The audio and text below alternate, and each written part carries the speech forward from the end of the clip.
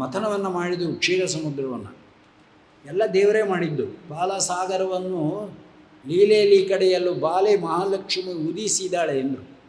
ಕ್ಷೀರಸಾಗರವನ್ನು ಮಥನ ಮಾಡೋದು ದೇವರೇ ಹೇಳಿದ್ದು.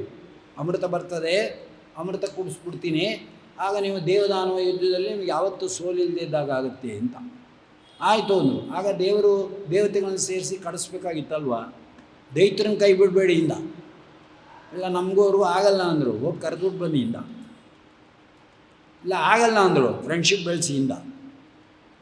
ಫ್ರೆಂಡ್ಶಿಪ್ ಬೆಳೆಸಿ ಅವ್ರನ್ನ ಕರೆದು ಅವರಿಲ್ಲದೆ ನಿಮ್ಮ ಕೈಲಿ ಆಗಲ್ಲ, ಇನ್ನು ಅವ್ರನ್ನೂ ಜೊತೆಗೆ ಸೇರಿಸ್ಕೊಂಡೇ ಕಡಿಬೇಕು. ಇದು ಕಡಿಯೋದು ನಾನಾದ್ರೂ ಕೂಡ ಹೆಲ್ಪ್ ಮಾಡ್ತೀನಷ್ಟೇ, ಅವ್ರು ಇಲ್ಲದೇ ನಿಮಗೆ ಅಮೃತೋತ್ಪತ್ತಿ ಆಗೋದಿಲ್ಲ. ಯಾಕೆ ಅಂದರೆ ಅವ್ರ ಶಕ್ತಿ ಅಂಥದ್ದು, ಮಿಸ್ ಮಾಡ್ಕೋಬೇಡಿ ಇಲ್ಲ. ಹೋದರು, ಕೇಳಿದ್ರು, ಇಂದ್ರದೇವರು ಗೊತ್ತಾಯ್ತಾ ಎಲ್ಲ ನೋಡ್ದ.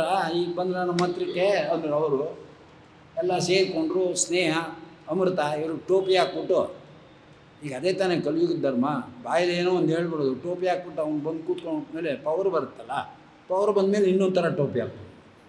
ಪವರ್ ಬರೋ ತನಕ ಒಂಥರ ಟೋಪಿ, ಪವರ್ ಬಂದಮೇಲೆ ಒಂಥರ ಟೋಪಿ ಅಲ್ವೇ, ನಮಗೇನು ಗೊತ್ತಾಗಲ್ಲ ದಡ್ರು ಅಂತ. ಹಾಗೆ ಇವರು ಮಾಡಿದ್ರು. ಅಂದರೆ ಅಮೃತ ಬರಲಿ, ಆಮೇಲೆ ಇವ್ರನ್ನೆಲ್ಲ ಒತ್ತ ಹೊಡೆಯೋದು, ಕಿತ್ಕೊಂಡು ಹೋಗಿ ನಾವು ಕುಡಿದು ಬಿಡೋದು, ಸತತವಾಗಿ ದೇವತೆಗಳನ್ನ ನಾವು ಸೋಲಿಸ್ತಾನೆ ಇರ್ಬೋದು ಅಂತ ಇವರು ಮೀಟಿಂಗ್ ಮಾಡ್ಕೊಂಡು